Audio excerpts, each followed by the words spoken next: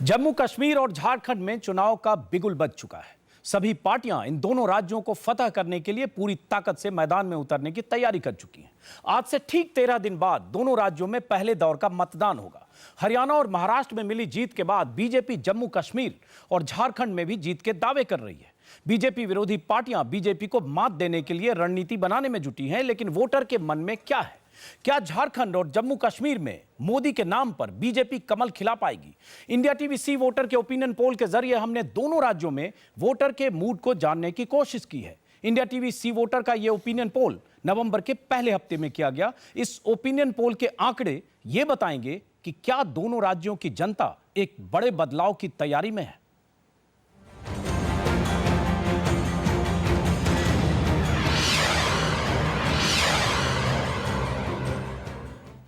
शुरुआत करते हैं जम्मू कश्मीर के ओपिनियन पोल से।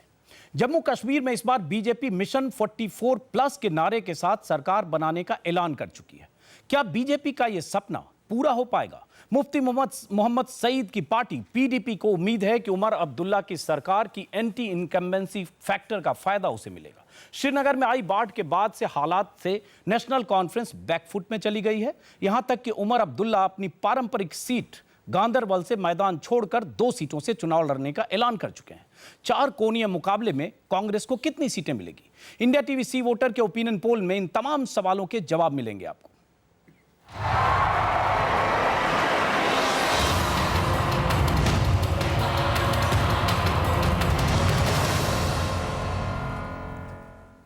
तो जम्मू कश्मीर में किसकी बनेगी सरकार और मोदी के नाम पर क्या बीजेपी जम्मू कश्मीर में कमल खिलाने में कामयाब होगी? हम इस पर बात करेंगे। हमारे साथ स्टूडियो में हैं और एक एक आंकड़ा दिखाएंगे, आपको तस्वीर साफ होगी क्या कुछ होने वाला है जम्मू कश्मीर में। लेकिन उससे पहले गेस्ट का परिचय करा दें। हमारे साथ हैं वरिष्ठ पत्रकार उर्मिलेश और पुष्प सर्राफ, जम्मू कश्मीर के खास एक्सपर्ट। ये बताएंगे क्या मतलब है इन आंकड़ों का जो हम आपको दिखाने वाले हैं। लेकिन उससे पहले चलते हैं अपनी सहयोगी सुचारिता के पास।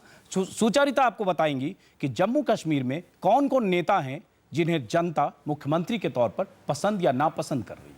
बिल्कुल, हम ये बताएं कि इंडिया टीवी और सी वोटर का ओपिनियन पोल क्या कहता है, किस पार्टी को कितनी सीटें मिली हैं। जी, उससे पहले एक नजर डाल लेते हैं कि लोकप्रिय चेहरे कौन से हैं। जम्मू कश्मीर 3 रीजन्स में बटा हुआ है, जम्मू कश्मीर घाटी और लद्दाख रीजन। और इन रीजन वाइज अगर हम आपको चेहरे दिखाएं तो सबसे पहली पसंद मुफ्ती मोहम्मद सईद हैं। कश्मीर घाटी में 53% लोग इन्हें पसंद कर रहे हैं। महबूबा मुफ्ती के लिए 11%, उमर अब्दुल्ला के लिए 11%, गुलाम नबी आजाद 4%, जितेंद्र सिंह के लिए किसी ने भी सामने नाम नहीं रखा है। यानी कि कश्मीर घाटी में सबसे लोकप्रिय नाम मुफ्ती मोहम्मद सईद बने हुए हैं।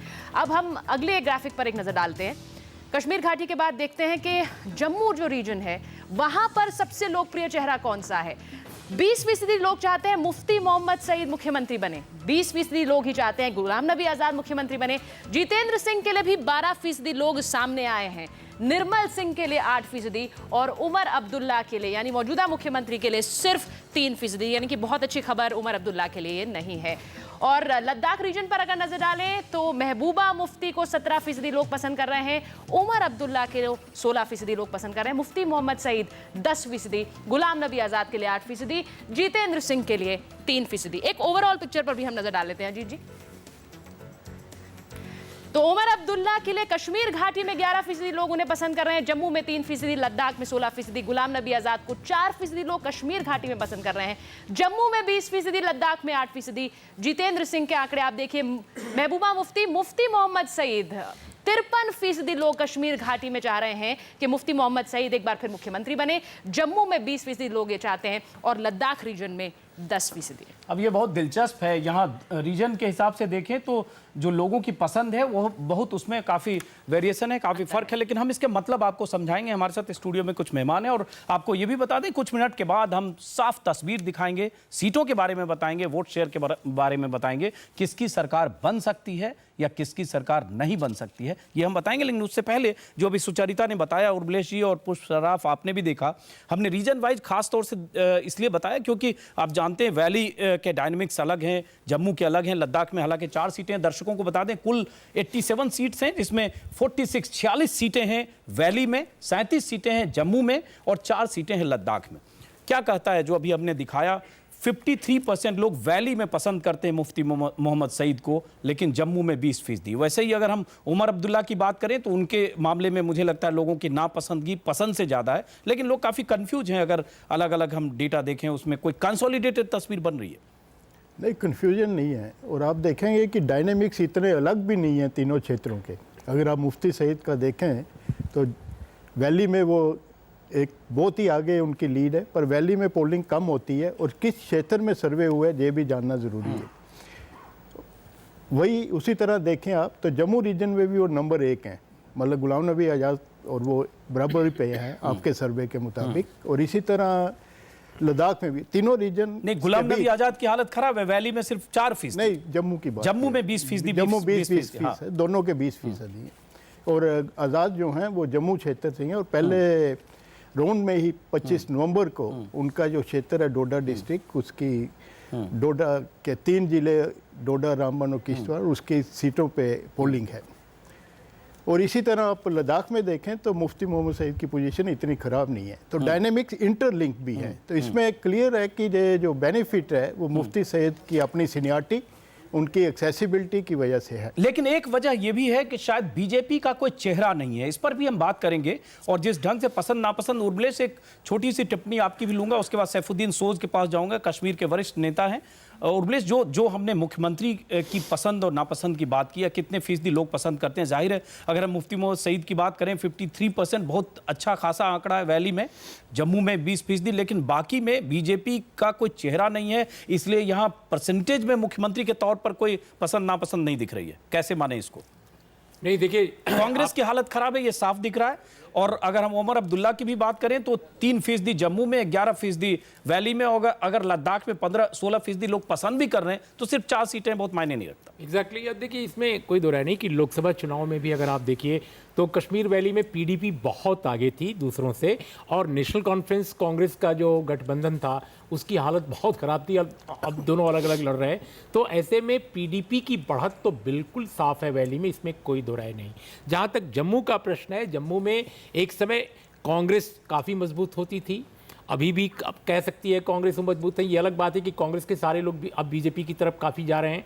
तो ले देकर जम्मू में जितनी भी बढ़त होगी भारतीय जनता पार्टी की, ओवरऑल जम्मू कश्मीर में कोई बहुत बड़ा चमत्कार वो दिखा लेंगे। चलिए उर्मिलेश, बीच में रोक रहा हूं उर्मिलेश, एक बार फिर से सैफुद्दीन सोज हमारे साथ हैं श्रीनगर से, उनके पास भी जाएंगे। लेकिन उससे पहले आप सब जानना चाहते होंगे, दर्शकों की भी बेचैनी होगी, किस तरह की तस्वीर है, सीट प्रोजेक्शन क्या है जम्मू कश्मीर को लेकर। एक बार हम पहले ओपिनियन पोल के बारे में आपको बताएंगे कि ओपिनियन पोल के मुताबिक किस पार्टी को कितने फीसदी वोट मिलने के आसार हैं। सबसे पहले चलते हैं सुचारिता के पास, उसके बाद सैफुद्दीन सोज साहब आपके पास आ रहा हूं। सुचारिता। बिल्कुल अजीत जी, इंडिया टीवी और सी वोटर का ये ओपिनियन पोल, पहला ओपिनियन पोल क्या कह रहा है, कह जम्मू कश्मीर की जनता के मन के बारे में। जम्मू कश्मीर में बीजेपी के वोट अगर देखें तो 34% वोट शेयर बीजेपी को मिलता नजर आ रहा है, यानी कि 22% का इजाफा है बीजेपी के लिए। 2008 में 12% वोट शेयर था बीजेपी के लिए। दूसरी तस्वीर पर एक नजर डालते हैं, बीजेपी के लिए एक बड़ा गेन वोट शेयर के हिसाब से। पीडीपी की बात करें, 2008 में 15% वोट शेयर रहा पीडीपी का। हमारे ओपिनियन पोल के हिसाब से 25% ये वोट शेयर होता नजर आ रहा है, यानी कि 10% का इजाफा पीडीपी के लिए भी है। अगला ग्राफिक पर एक नजर डालते हैं, नेशनल कॉन्फ्रेंस की अगर बात करें, 2008 में 23% वोट और 2014 के लिए 11% का ये वोट शेयर का आंकड़ा दिखा रहा है, यानी कि 12% का नुकसान है नेशनल कॉन्फ्रेंस के लिए। बार बार कह रहे हैं अच्छी खबर नहीं दे रहा है हमारा ये ओपिनियन पोल नेशनल कॉन्फ्रेंस के लिए, उमर अब्दुल्ला के लिए। 2008 में कांग्रेस की तस्वीर 18% वोट शेयर रहा, लेकिन हमारा ये ओपिनियन पोल कह रहा है कि इस बार 15% का ये वोट शेयर रहेगा, यानी कि 3% का नुकसान कांग्रेस के लिए भी है। अदर्स की भूमिका बहुत महत्वपूर्ण हो जाती है। 2008 में 32% वोट शेयर रहा अदर्स का, अन्य का, और इस बार 15% होता ये नजर आ रहा है, यानी कि 17% का नुकसान अदर्स के लिए भी है। और ये अदर्स बहुत महत्वपूर्ण हो जाते हैं जब सरकार में गठबंधन की सरकार बनती है। अजीत जी, ये तो वोट शेयर की बात है। अब बात आगे हम बताएंगे सीट के बारे में, किसको कितनी सीट मिल रही है, लेकिन उससे पहले वोट शेयर पर ये बात करना जरूरी है। वोट शेयर की बात करें तो 22% वोट शेयर का फायदा हो रहा है बीजेपी को। और सबसे बुरी हालत में अगर है जम्मू कश्मीर नेशनल कॉन्फ्रेंस, जो उमर अब्दुल्ला की पार्टी है, 12% वोटों का नुकसान। हमारे साथ हैं सैफुद्दीन सोज साहब, नेशनल कॉन्फ्रेंस के नेता होते, उनसे तल्ख सवाल ज्यादा बनते, लेकिन सैफुद्दीन सोज साहब, आपकी पार्टी इतनी पुरानी पार्टी और लगातार कई बार आप सरकार में रहे, पार्टनरशिप के साथ भी, नेशनल कॉन्फ्रेंस के साथ भी, पीडीपी के साथ भी, लेकिन सैफुद्दीन सोज साहब, जो ओपिनियन पोल कहता है, इंडिया टीवी सी वोटर का ओपिनियन पोल, उसके मुताबिक कांग्रेस के वोट शेयर में तो सिर्फ 3% का नुकसान है, लेकिन नुकसान है, और यह नुकसान सीटों के मामले में जाएंगे तो शायद बहुत ज्यादा नुकसान हो सकता है। सैफुद्दीन सोज साहब, देखिए, आपने बीच में नेशनल कॉन्फ्रेंस का नाम लिया। मैं कांग्रेस पार्टी का जम्मू कश्मीर में सदर हूं। मैं कांग्रेस ही बोला, आपको मुझे नेशनल लगता कॉन्फ्रेंस है नहीं कि बोला, जो आपने गलत आंकड़े सुना आपने शायद। बताए मुझे, हाँ, वो जी नहीं, सुनिए, तो ये एक ख्याली पुलाव है, तो आप खाइए जितना खाना है। मैं आज के दिन आपको ये बताऊंगा कि कांग्रेस का मतलब ये है कि अभी हम 3 बड़े जलसों से एड्रेस करके आए, अंबिका जी, आज़ाद साहब और मैं। हमारा मुसलसल अंदाज़ा ये है कि हमारे बगैर, कांग्रेस के बगैर कोई कोalition यहाँ जन्म नहीं पा सकती, और हम हुकूमत में होंगे। और ये अभी नहीं कह सकते हैं कि कौन क़यादत करेगा उस कोalition की। कांग्रेस के बगैर हुकूमत नहीं बनेगी, और कांग्रेस के अच्छे नंबर होंगे। ये जो कांग्रेस के बगैर नहीं बनेगी सैफुद्दीन सोज साहब, और कांग्रेस जो है, कांग्रेस अभी नहीं, सुनिए मेरी, पहले मेरी पूरी बात सुनिए।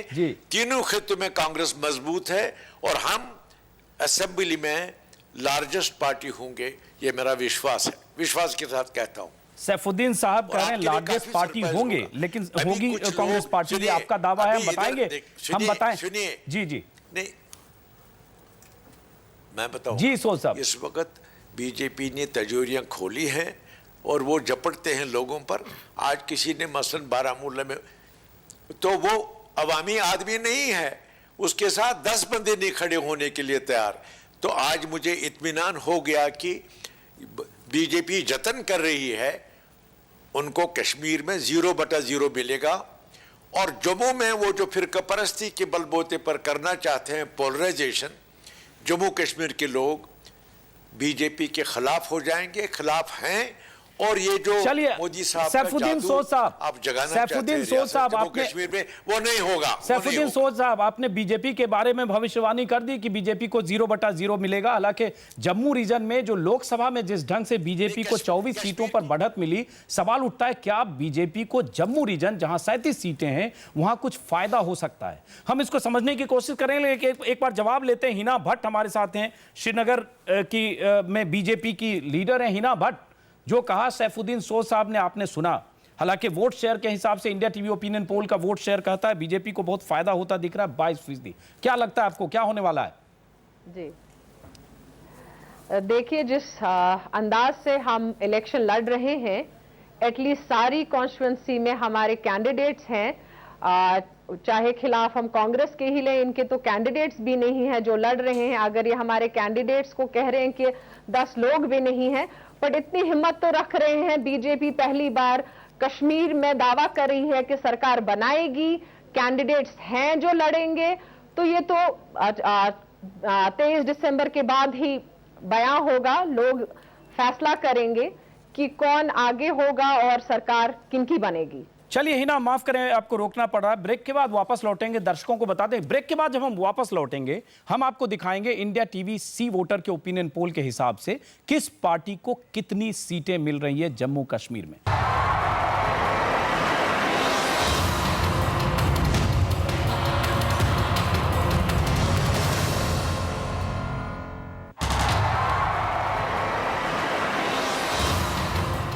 Welcome back. आप देख रहे हैं जम्मू कश्मीर का ओपिनियन पोल। ब्रेक से पहले आपने देखा कि ओपिनियन पोल में वोट फीसदी के हिसाब से बीजेपी को सबसे ज्यादा फायदा होता नजर आ रहा है, लेकिन ओपिनियन पोल के मुताबिक किस पार्टी को कितनी सीटें मिलने के आसार हैं, ये देखने के लिए चलते हैं सुचारिता के पास, क्योंकि आप सबकी दिलचस्पी होगी जानने में कि जम्मू कश्मीर में किस पार्टी को कितनी सीटें मिले। मेरी भी है। बिल्कुल अजीत जी, एक नजर डाल लेते हैं जम्मू कश्मीर की जनता का मत क्या कह रहा है हमारा इस पहले ओपिनियन पोल में। अब कांग्रेस को 6 से 12 सीटें मिलती नजर आ रही हैं, बीजेपी को 23 से 29 सीटें, ये बहुत बड़ा जंप है, 11 सीटों से 23 से 29 सीटें इस ओपिनियन पोल के हिसाब से। नेशनल कॉन्फ्रेंस को 10 से 16, यानी सीधे 28 से 10 से 16 पर आ गई है नेशनल कॉन्फ्रेंस इस ओपिनियन पोल के हिसाब से। पीडीपी को 27 से 33 सीटें मिलती हुई नजर आ रही है हमारे इस ओपिनियन पोल में, और अन्य को 6 से 12, यानी बीजेपी को 23 से 29 सीटें और पीडीपी सबसे बड़ी पार्टी बनकर उभर सकती है 27 से 33 सीटें। बहुत खुश नहीं होंगे सोज साहब जो कह रहे थे कि 0/0 मिलेगा बीजेपी को। हालांकि सोज साहब का इशारा वैली की तरफ ज्यादा रहा होगा।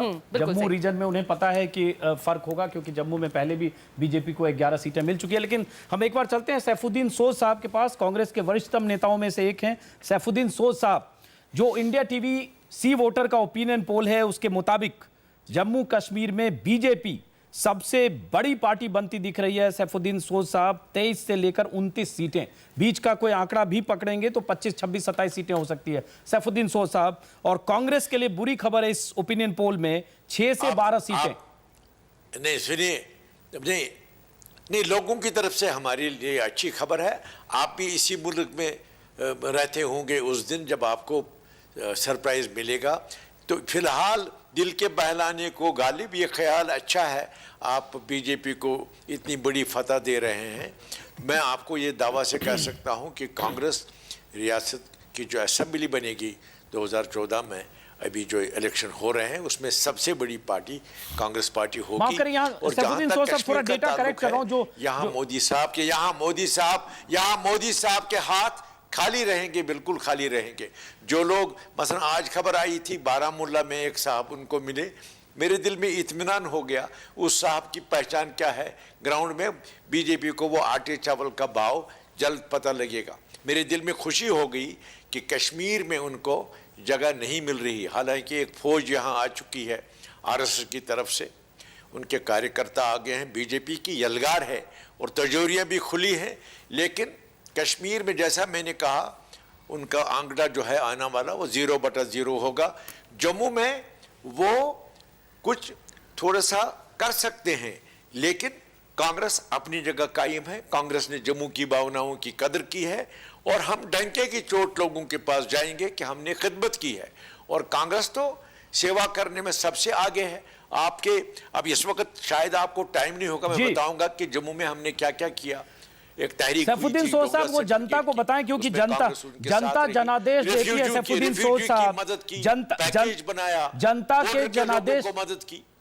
जो ओपिनियन पोल है उसके मुताबिक, एक बार फिर दर्शकों को बता दूं, ओपिनियन पोल के मुताबिक पीडीपी सबसे बड़ी पार्टी के तौर पर उभरती हुई दिख रही है, 27 से 33 सीटें। बीजेपी 2 नंबर की पार्टी के तौर पर बड़ी पार्टी है, पीडीपी के बाद 23 से 29 सीटें। और जम्मू कश्मीर नेशनल कॉन्फ्रेंस को 10 से 16 सीटें। कांग्रेस को सबसे अधिक नुकसान 6 से 12 सीटों पर कांग्रेस दिख रही है। इसका मतलब अगर बीच का भी अगर हम कोई आंकड़ा देखें तो 10-11 सीटें हो सकती है, अदर्स 6 से 12। अब सवाल उठता है कि क्या होने जा रहा है कश्मीर में। ब्रेक के बाद समझने की कोशिश करेंगे इन आंकड़ों के मायने क्या है, और अगर हंग असेंबली के आसार होते हैं, अगर अपने दम पर कोई सरकार कोई पार्टी नहीं बना पाती है, और बीजेपी का सपना था 44+, लेकिन बीजेपी नंबर 2 की पार्टी है। ब्रेक के बाद समझेंगे ये आंकड़े क्या कहते हैं।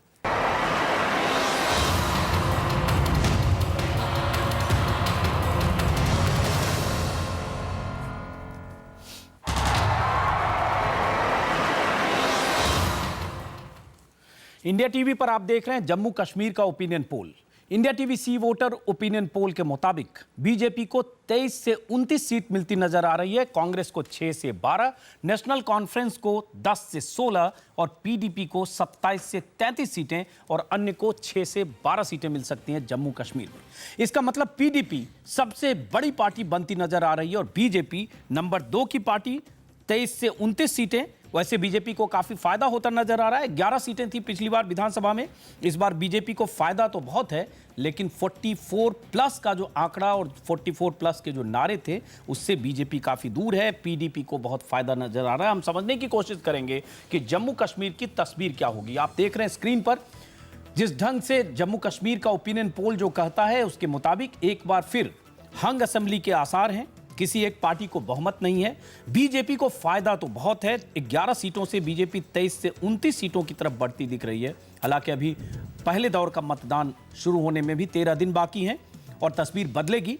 लेकिन जाहिर है बहुत फायदे के साथ भी बीजेपी घाटी में बीजेपी को कोई सीट का फायदा होता नहीं दिख रहा है। लेकिन समझने की कोशिश करेंगे कि तमाम कोशिशें बीजेपी ने की, सज्जाद लोन से मुलाकात हुई, दिल्ली में प्रधानमंत्री की, छोटी छोटी पार्टियों से बीजेपी के नेताओं की मुलाकातें और बातचीत हो रही है, क्या कुछ होने वाला है जम्मू कश्मीर में। और अगर पीडीपी सबसे बड़ी पार्टी बनती है तो पीडीपी के साथ किस पार्टी का कैसा रिश्ता बन सकता है और किस तरह की सरकार बन सकती है। हम सबसे पहले एमजे अकबर हमारे साथ हैं, वरिष्ठ नेता, पहले पत्रकार और संपादक रहे। अकबर साहब, लगातार एक कैंपेन किया गया और अभी कैंपेन होना है जम्मू कश्मीर में, नरेंद्र मोदी की तमाम रैलियां होनी है।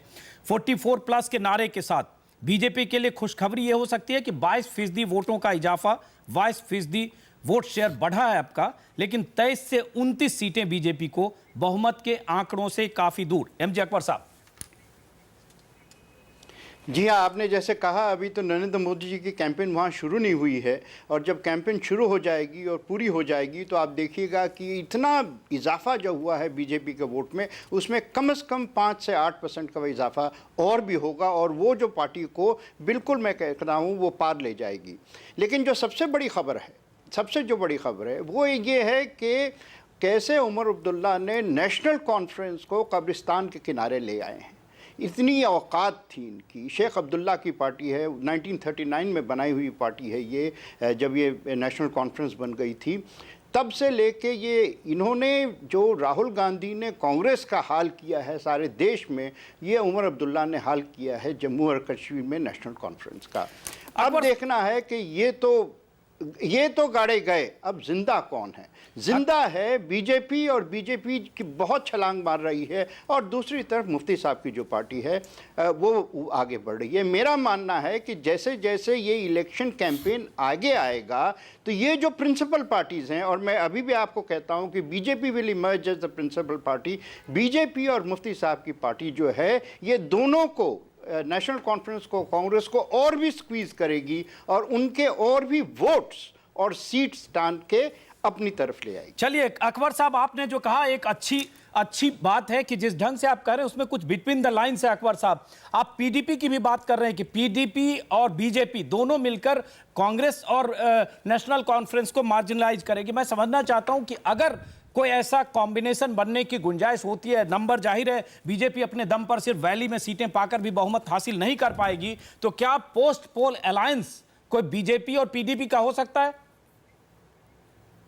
देखिए ना, आप जो है अभी इलेक्शन कैंपेन शुरू नहीं हुआ है, आप मेरी पूरी बात शायद ज़रा सा नज़रअंदाज कर दिए हैं कि अगर बीजेपी को अभी जो ज़बरदस्त, देखिए 22% का इजाफा इलेक्ट्रली बहुत ही ज़बरदस्त है, ये एक मेजर क्वांटम लीप फॉरवर्ड है। इसमें अगर मोदी जी के कैंपेन के बाद 7, 8, 10% का और भी बढ़ा तो फिर बीजेपी को किसी भी पार्टी की पार्टनरशिप की ज़रूरत नहीं होगी।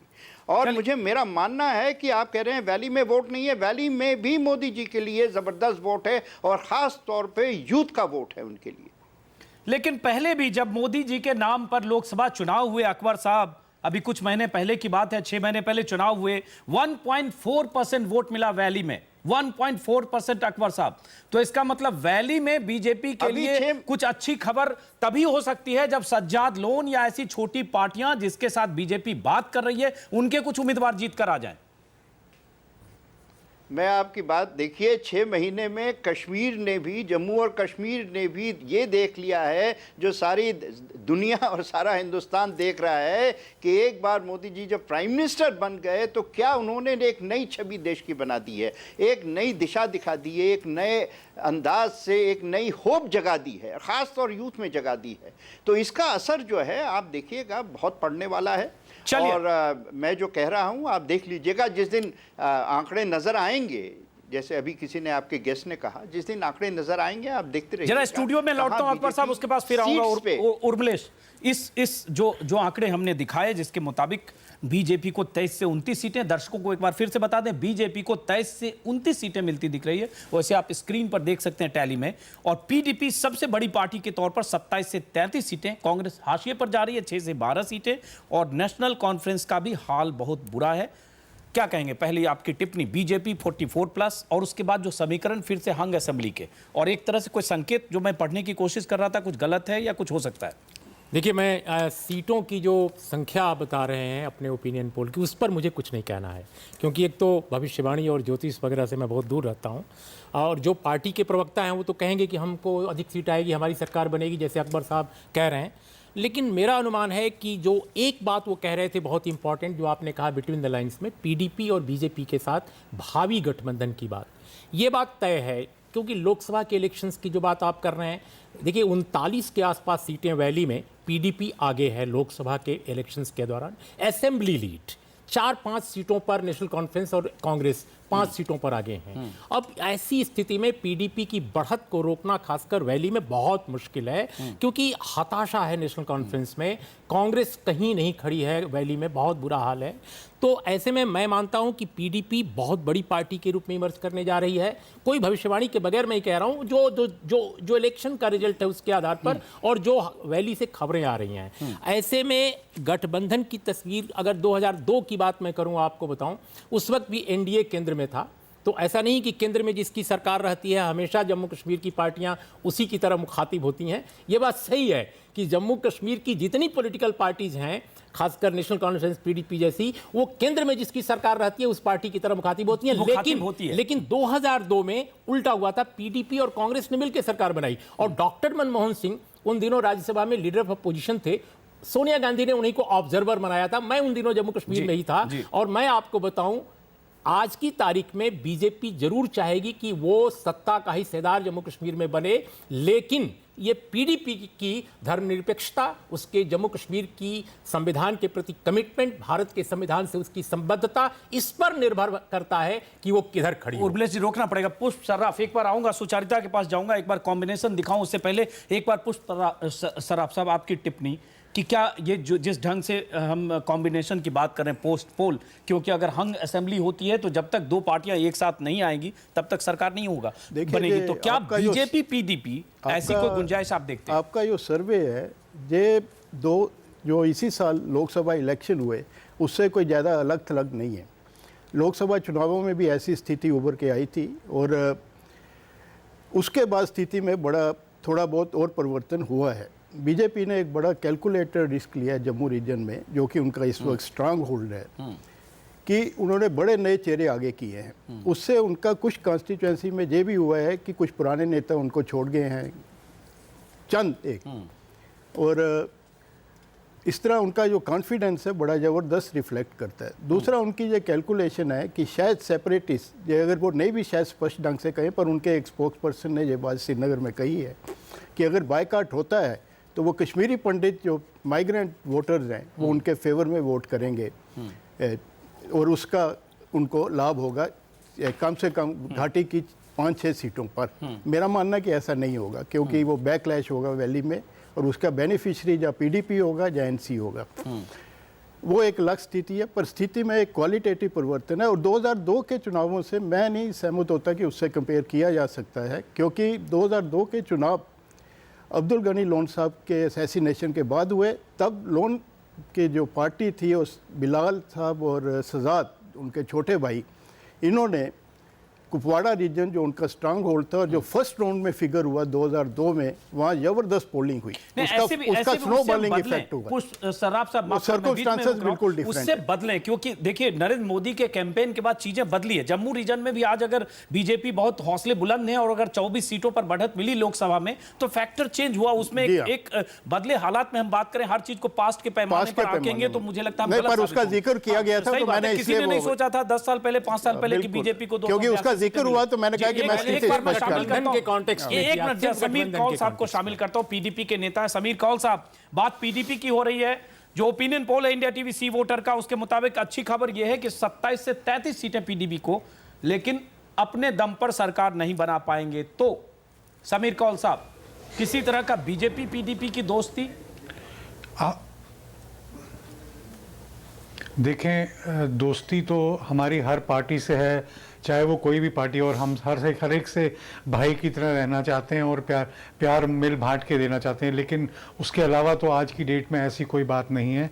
हमारी ये उम्मीद ही नहीं, हमारा ये अटल विश्वास है कि हमें किसी से गठबंधन करने की ज़रूरत नहीं पड़ेगी।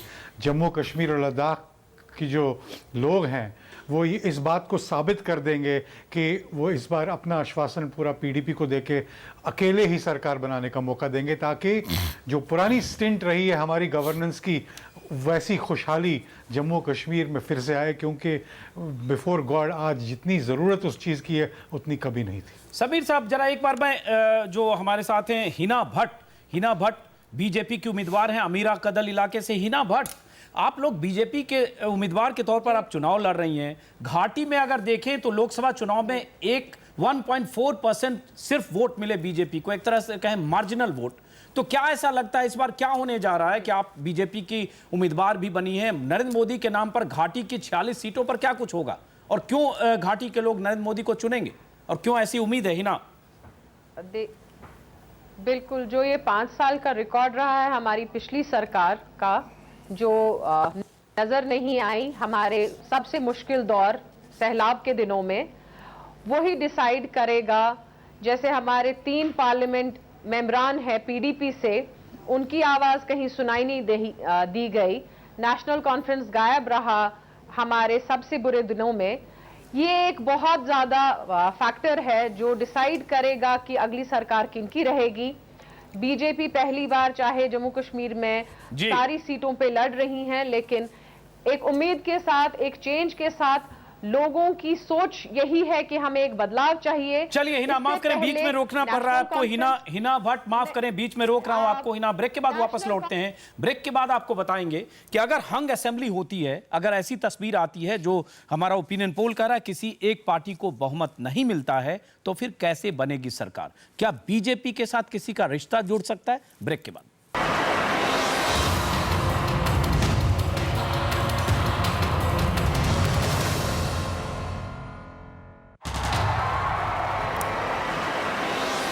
Welcome back. India TV C voter के जम्मू कश्मीर के ओपिनियन पोल के मुताबिक किसी भी पार्टी को साफ बहुमत मिलता नजर नहीं आ रहा, लेकिन पीडीपी और बीजेपी सबसे बड़ी पार्टियों के तौर पर उभरती दिख रही है और सत्ताधारी नेशनल कॉन्फ्रेंस और कांग्रेस को नुकसान होता दिख रहा है। लेकिन सवाल यही है कि कैसे बनेगी सरकार अगर इसी तरह के नतीजे आए। छोटा छोटा जवाब लूंगा। पुष्प सराफ साहब, वक्त कम है, क्या होगा, क्या कॉम्बिनेशन हो सकता है? क्योंकि जो लग रहा है उससे हंग असेंबली पीडीपी सबसे बड़ी जरूर है, बीजेपी 44 के आंकड़े से बहुत दूर है, तो क्या होगा? और कांग्रेस की हैसियत 6 से 12 के बीच हो सकता है, 8-9 सीटों पर रहे। इस चुनाव में कई मिस बनेंगे, कई मिस टूटेंगे, ये देखना। कोई भी, हर पार्टी किसी भी पार्टी के साथ जा सकती है, ऐसा पास्ट रिकॉर्ड भी रहा है।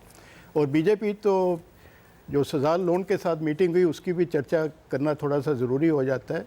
उनमें कम्युनैलिटी कोई नहीं है। जो सजाद का पॉलिसी डॉक्यूमेंट है अचीवेबल नेशनहुड, अगर बीजेपी अपना स्टांस डिल्यूट भी करती है आर्टिकल 370 में, तो उनके और उसमें कोई कम्युनैलिटी नहीं है। तो इसलिए अभी तो कहना, अभी मेरे ख्याल इंतज़ार करना चाहिए, और जब पावर में आने की बात होगी तो कोई भी गठबंधन, कोई भी पार्टी किसी के साथ भी हैंडशेक जा सकती है, किसी के साथ कोई पार्टी जा सकती है। और ऐसे भी कहते हैं राजनीति संभावनाओं का खेल है। एमजे अकबर साहब, 30 सेकंड। मैं अभी लिस्ट देख रहा था, बीजेपी ने जो उम्मीदवार खड़े किए हैं, घाटी में 20 उम्मीदवार खड़े किए हैं बीजेपी ने, 46 सीटों में से 20 मुस्लिम उम्मीदवार। अब सवाल उठता है कि अगर मुस्लिम उम्मीदवार नहीं जीतते हैं तो क्या माना जाएगा, उसका क्या संदेश पढ़ेंगे आप घाटी में अगर नहीं जीतते हैं? पहले तो मैं नहीं मानता हूं कि, हाँ, पहले तो मैं नहीं मानता हूं कि नहीं जीतेंगे। आपको मैं एक बात बताऊं, आपने बीजेपी को 34% वोट दिया है, लेकिन 30 से कम सीट दी है। आपने मुफ्ती साहब की पार्टी को 25% वोट दिया है और 30 से ज़्यादा सीट दी है। इसकी कारण क्या है? इसका कारण है कि जहाँ पर भी आपके आंकड़े में आपको लगता होगा कि जहाँ पे बीजेपी का सपोर्ट है वहाँ पर बहुत डीप सपोर्ट है और बीजेपी के मार्जिन ज़्यादा होंगे और सीट कन्वर्शन कम होगा। यही है लॉजिक आपका। बिल्कुल। मेरा मानना है कि जहाँ पर वैली में भी बीजेपी का सपोर्ट है, वे वैसा ही आप डेप्थ देखेंगे।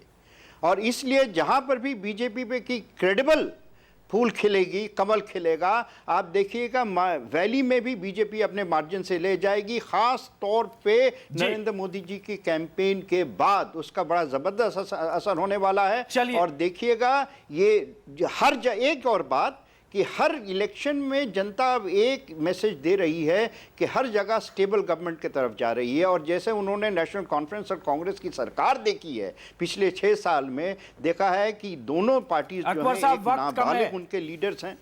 और उनके बेसिकली एंटी गवर्नमेंट पीपल के वजह से बीजेपी को सपोर्ट। अकबर साहब, वक्त कम है, हमको जम्मू कश्मीर की बात खत्म करनी होगी। ब्रेक के बाद वापस लौटेंगे। झारखंड में किसकी बनेगी सरकार, कैसे बनेगी सरकार, इंडिया टीवी सी वोटर का ओपिनियन पोल और उसके नतीजे देखिए ब्रेक के बाद। झारखंड में ठंड का पारा जैसे जैसे गिर रहा है वैसे वैसे चुनावी सरगर्मी बढ़ रही है। 81 सीटों वाली विधानसभा में 25 नवंबर को पहले दौर के वोट डाले जाएंगे। हरियाणा और महाराष्ट्र में जीत हासिल करने के बाद बीजेपी कार्यकर्ता जोश में हैं।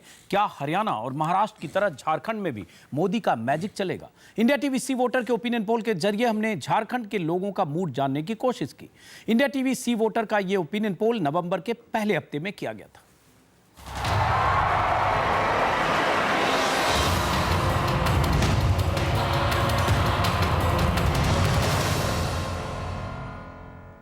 झारखंड को बने 14 साल हो गए। झारखंड में राजनीतिक उठाफटक का अंदाजा आप इस बात से लगा सकते हैं कि पिछले 14 साल में वहां 9 सरकारें बन चुकी है।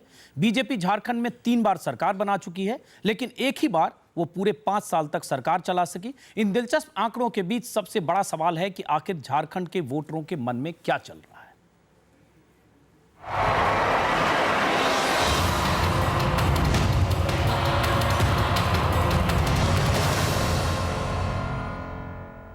झारखंड में किसकी सरकार बनेगी, कैसे सरकार बनेगी, क्या किसी पार्टी को अपने दम पर सरकार बनाने का मौका वहां की जनता देगी? ओपिनियन पोल पर बात करने के लिए हमारे साथ हैं सीनियर जर्नलिस्ट पुष्प सर्राफ, वरिष्ठ पत्रकार उर्मिलेश, और साथ में रांची से हमारे साथ मौजूद होंगे अलग अलग पार्टियों के नेता हेमंत सोरेन जो मौजूदा मुख्यमंत्री हैं, बीजेपी की तरफ से रांची से जुड़ेंगे अर्जुन मुंडा जो मुख्यमंत्री रह चुके हैं, दिल्ली से बीजेपी प्रवक्ता सुधांशु त्रिवेदी भी हमारे साथ होंगे, कांग्रेस सांसद रंजीता रंजन भी हमारे साथ होंगी। लेकिन सबसे पहले चलते हैं अपनी सहयोगी सुचरिता के पास। क्या तस्वीर आ रही है झारखंड से? बिल्कुल अजीत जी, झारखंड की जनता क्या कह रही है, हमारा ये पहला ओपिनियन पोल झारखंड के लिए, और क्या आंकड़े कहते हैं इस पर एक नजर डाल लेते हैं। झारखंड की 81 सीटों की विधानसभा, जिसमें 2009 में 20% वोट शेयर रहा बीजेपी का, 32% ये वोट शेयर होता हुआ नजर आ रहा है 2014 में, यानी कि 12% का इजाफा भारतीय जनता पार्टी के लिए। अच्छी खबर बीजेपी के लिए है। दूसरे ग्राफिक पर एक नजर डालें। बीजेपी के बाद कांग्रेस की तस्वीर क्या उभर कर आ रही है। कांग्रेस 2009 में 16% वोट शेयर रहा और 2014 में ये 13% होता नजर आ रहा है, यानी कि 3% का नुकसान पार्टी को हो सकता है झारखंड में। झारखंड मुक्ति मोर्चा की तस्वीर पर एक नजर डालते हैं। झारखंड मुक्ति मोर्चा 2009 में 15% वोट शेयर रहा और 2014 में हमारा ये ओपिनियन पोल कहता है कि 19% ये वोट शेयर हो सकता है, यानी कि 4% का इजाफा झारखंड मुक्ति मोर्चा के वोट शेयर में भी हो रहा है। जेएमएम के लिए ये तस्वीर, यानी कि कांग्रेस को छोड़ दें तो बाकी दोनों पार्टियों के लिए इजाफा है। 9% 2009 में जेवीएम के लिए वोट शेयर रहा, 2014 में ये 12% होता नजर आ रहा है, यानी 3% का इजाफा जेवीएम के लिए भी हमारे इस ओपिनियन पोल में। इसमें एक दिलचस्प है अदर्स। सुचरिता, मैं देख रहा हूं अदर्स का वोट शेयर पिछली बार 40% था, जिसमें 16% का नुकसान है, और बाकी ज्यादातर दलों को, कांग्रेस को छोड़ दें तो ज्यादातर दलों को फायदा हो रहा है। कांग्रेस को 3% का नुकसान, जैसा कि सुचरिता ने बताया, बीजेपी को 12% का फायदा, जेएमएम को 4% का फायदा, झारखंड विकास मोर्चा को 3% का फायदा, लेकिन अदर्स को नुकसान। इसके कई मतलब हैं। उर्मिलेश जी, क्या देख रहे हैं आप? अदर्स, इसका मतलब वोटों का जो बिखराव होता था वो बिखराव कहीं थमेगा और उसके बाद कंसोलिडेटेड ढंग से देखें तो बीजेपी को बहुत फायदा होता दिख रहा है झारखंड में। बिल्कुल अजीत, मैं फिर वही कहूँगा कि ओपिनियन पोल की फाइंडिंग क्या है उस पर मैं न जाकर वहाँ जो फैक्टर्स हैं जिसकी जो आपके ओपिनियन पोल में भी रिफ्लेक्ट हो रहे हैं थोड़े बहुत, उसमें मैं जानूंगा कि देखिए बीजेपी ने हाल के दिनों में जिस तरह शहरी क्षेत्रों में अपने को कंसोलिडेट किया है और वहाँ से वो माइग्रेट आगे बढ़ी है ग्रामीण अर्ध शहरी क्षेत्रों में भी। झारखंड की जो सीटें हैं 81, इसमें करीब करीब 21 सीटें ऐसी हैं जो काफ़ी हद तक शहरीकरण हो चुका है, और इनमें से 7 ऐसी सीटें मैं गिन पा रहा हूं जो अर्ध शहरीकरण के करीब मानी जाएंगी। इन सीटों पर बीजेपी की पकड़ न केवल बहुत अच्छी है, बल्कि मैं ये देख रहा हूं कि कुछ एक ऐसे इलाके जहां सिर्फ जेएमएम पहले हुआ करती थी, बीजेपी वहां भी जेएमएम के सामने बराबरी की चुनौती या आगे पीछे 19-20 की चुनौती देती हुई खड़ी है। उर्मिलेश, इसमें दिलचस्प यह है, चूंकि आप झारखंड को करीब से जानते हैं, झारखंड जैसा कि हमने शुरू में बताया कि 14 सालों में 9 सरकारें रही हैं, मुख्यमंत्री लगातार बदले गए, पिछले 5 साल की ही बात करेंगे, शिबू सोरेन से शुरू हुआ, फिर प्रेसिडेंट रूल, फिर अर्जुन मुंडा, फिर प्रेसिडेंट रूल, फिर हेमंत सोरेन, और वही झारखंड मुक्ति मोर्चा अलग अलग दलों के साथ सरकार में रही। लेकिन इस बार भी जो वोट शेयर है उसके मुताबिक फिर लग रहा है असेंबली तो हंग है। तो इसका मतलब फिर देखिए, ये कहना मेरे लिए भी बहुत कठिन है कि असेंबली हंग है या नहीं है, लेकिन मैं ये जरूर कहूँगा कि हेमंत सोरेन की पार्टी ने, जेएमएम ने, गुरुजी की पार्टी ने अगर आरजेडी जेडीयू के नेताओं की बात मानकर ग्रैंड अलायंस बनाया होता तो शायद आज तस्वीर कुछ और होती। भारतीय जनता पार्टी इस तरह मुस्कुरा नहीं रही होती झारखंड के जंगलों में और पहाड़ों में। कुल मिलाकर हेमंत सोरेन और गुरुजी की पार्टी ने ग्रैंड अलायंस के कंसेप्ट को न समझकर, न मानकर कहीं ना कहीं गलती की है, क्योंकि उनको लगता है let me conclude one line, उनको लगता है ये कि हम कोल्हान के इलाके में, सिंहभूम के इलाके में, चाईबासा के इलाके में इतनी अच्छी बढ़त बनाएंगे कि शेष जो इलाके झारखंड के हैं वहां जेडीयू, आरजेडी और कांग्रेस के अलायंस की बढ़त से हम काफी भविष्य का कोई अलायंस बना लेंगे। ये मुझे लगता है कि कहीं ना कहीं कैलकुलेशन की एक छोटा सा जवाब लूंगा रंजीता रंजन से, उसके बाद सुचरिता के पास फिर चलेंगे, क्योंकि सबको दिलचस्पी होगी जानने में कि सीट प्रोजेक्शन क्या कहता है। लेकिन रंजीता रंजन सांसद हैं। रंजीता, जो तस्वीर आ रही है झारखंड से, कांग्रेस के लिए फिर बुरी खबर है। कांग्रेस को ही नुकसान हो रहा है, या तो आदर्श को नुकसान हो रहा है या कांग्रेस को। 3% वोट फीसदी की बात करें, वोट शेयर की बात करें, 3% का नुकसान, मतलब कहीं भी किसी भी जगह से अच्छी खबर कांग्रेस के लिए नहीं है। ब्रेक के पहले हम बात कर रहे थे जम्मू कश्मीर की, वहां भी यही हाल और झारखंड में भी। रंजीता रंजन, देखिए, सबसे पहले तो मैं कहूँगी कि ये आपका एग्जिट पोल है, ये आप अपनी सोच को लेकर आ रहे हैं। और दूसरा मैं ये कहूँगी कि देखिए, बीजेपी वर्सेस कांग्रेस ही है और 56 साल उसने राज किया है। तो जब हर पार्टी का अप्स और डाउन होता है, तो आज हमारा, हम कह सकते हैं कि थोड़े बुरे दिन चल रहे हैं। लेकिन जितना आप दिखा रहे हो, मुझे नहीं लगता, मैं एग्री हूँ उनकी बात से जो कह रहे थे कि जेएमएम अगर हम लोगों के साथ अलायंस में होती तो निश्चित तौर से बीजेपी। चलिए रंजीता रंजन, आपने एक बात तो कबूला, रंजीता रंजन एक बात तो आपने कबूली कि आपके बुरे दिन चल रहे हैं, लेकिन आपके कितने बुरे दिन चल रहे हैं इसके लिए हम चलते हैं सुचरिता के पास। ये आपको तस्वीर दिखा पाएंगी कि कितने बुरे दिन आपके चल रहे हैं। सुचरिता। बिल्कुल, इंडिया टीवी सी वोटर का ओपिनियन पोल क्या कह रहा है, किसको कितनी सीटें मिलती नजर आ रही हैं झारखंड में, उस पर एक नजर डाल लेते हैं। झारखंड की तस्वीर सीटों के मद्देनजर 81 सीटों की विधानसभा, कांग्रेस के लिए 7 से 13 सीटें आती नजर आ रही हैं, बीजेपी और उनके सहयोगियों के लिए 29 से 35 सीटें, जेवीएम के लिए 6 से 12 सीटें, झारखंड मुक्ति मोर्चा 17 से 23 सीटें और अन्य जिनका वोट शेयर गिरा है उनके लिए 7 से 13 सीटें हैं। यानी कि बीजेपी की अगर बात करें तो 12% का वोट शेयर में इनको फायदा है, लेकिन सीटों के लिहाज से ये फायदा देखिए 29 से 35 सीटें, और कांग्रेस के लिए नुकसान है क्योंकि कांग्रेस और सहयोगी हैं, जो हम फिगर्स दिखा रहे हैं, 7 से 13 सीटें हैं कांग्रेस और उनके सहयोगियों के लिए। यानी कि सबसे बड़ी पार्टी बीजेपी ही बनकर उभर रही है इन आंकड़ों के हिसाब से। सबसे बड़ी पार्टी झारखंड में बीजेपी बनकर उभर रही है। 29 से 35 सीटें, अगर पिछले विधानसभा की बात करें तो सिर्फ 18 सीटें बीजेपी के पास थी, जेएमएम 18 सीटों पर थी, और कई बार कॉम्बिनेशन, कई तरह के ट्राई किए गए झारखंड में। इस बार क्या होगा, हमारे साथ हैं झारखंड के मुख्यमंत्री रह चुके अर्जुन मुंडा। अर्जुन मुंडा से समझने की कोशिश करेंगे कि ये ओपिनियन पोल क्या कहता है और किस तरह की सरकार बनने जा रही है। मुंडा जी, पहले चुनाव में आपने जिस ढंग से चुनाव के पहले आजसू से गठबंधन किया है, मोदी के भरोसे बहुत उम्मीदें भी आपको, क्या लगता है क्या होने वाला झारखंड में, कितनी सीटें मिलेगी बीजेपी को? झारखंड में इस समय जो दृश्य दिख रहा है, मुझे ऐसा लगता है कि झारखंड की जनता मानस बनाई हुई है कि पूर्ण बहुमत की स्थिर सरकार राज्य में बने, और इसी के निमित्त हमारी जो गठबंधन है, गठबंधन भी हम एक लार्जर इंटरेस्ट और लार्जर कैनवस में चीज़ों को देख करके किया है, जिससे कि हमारी पूर्ण बहुमत की सरकार इस राज्य में बन सके। पूर्ण बहुमत की सरकार तो मुंडा जी आपकी नहीं बन रही है। हमारे ओपिनियन पोल के मुताबिक बीजेपी सबसे बड़ी पार्टी बनती तो दिख रही है, लेकिन त्रिशंकु विधानसभा के आसार हैं। सरकार फिर अपने दम पर आप नहीं बना पाएंगे, जैसे आज तक नहीं बना पाए। मुंडा जी। मुझे ऐसा नहीं लग रहा है, क्योंकि आप ये तो मुझे लगता है कि प्रिलिमिनरी आपका कुछ इस तरह का कलेक्शन होगा, आपने कराया होगा, लेकिन अब तेज़ी से बदलते हुए और लोगों का मानस को भी इस समय अगर आप देखेंगे तो लोग चाहते हैं कि स्थिर वातावरण, स्थिर सरकार, और ख़ासकर केंद्र में भारतीय जनता पार्टी की सरकार बनने के बाद लोगों की ये इच्छा है कि केंद्र और राज्य में तारतम्यता बनकर कार्य योजना तैयार हो, ताकि प्रत्येक क्षेत्र में हम अच्छे ढंग से चीज़ों को स्थापित कर सके, बना सके, और इंफ्रास्ट्रक्चरल डेवलपमेंट के साथ ह्यूमन रिसोर्सेज का बेहतर उपयोग इस राज्य में हो। ये जनता की भी उम्मीद है। चलिए, जनता की उम्मीद है, लेकिन नतीजे जनता जो जनादेश देगी उसी के हिसाब से बहुत कुछ तय होगा। आप चाहते हैं कि बहुमत मिले, लेकिन इंडिया टीवी ओपिनियन पोल के मुताबिक बीजेपी को, मैं फिर बता रहा हूं, बीजेपी को झारखंड में बहुमत मिलता नहीं दिख रहा है। बीजेपी चुनाव के बाद ऐसी स्थिति में किसी नए पार्टनर की तलाश करेगी या नहीं, जैसा कि आप हमेशा आपने पहले भी किया है?